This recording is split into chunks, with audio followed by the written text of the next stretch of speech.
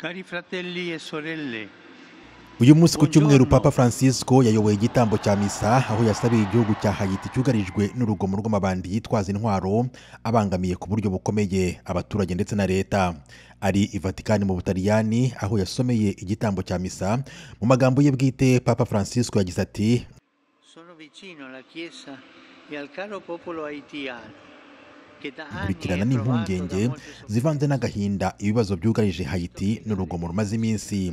Papa Francisco yavuze aya magambo ahagaze imbere y'imbaga y'abantu benshi bari baje muri iyo misa, abasaba gusaba Bikira Mariya ngo abanyahayiti bagire amahoro kandi urugomo rwose ruhagarare. Yavuze kandi ko abanyahayiti nabo ubwabo bagomba gutanga umusanzu wabo ngo bagire amahoro n'ubwiyunge mu gihugu bashyigikiwe n'umuryango mpuzamahanga.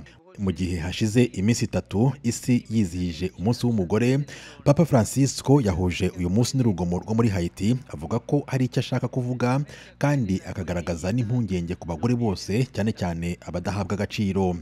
Yagize ati rero haracyari byinshi tugomba gukora kugira ngo umugore yubahwe. Iki gihugu cya Haiti cyinjiye mu bihe bidasanzwe mu cyumweru gishize ubwo amabandi yitwaza intwaro yafunguye gereza abagororwa bagatoroka. Udutsiko tw'amabandi twayogoje abaturage. Turasaba ko Minisitiri w'Intebe w'iki gihugu Ariel Henry yegura akava ku butegetsi.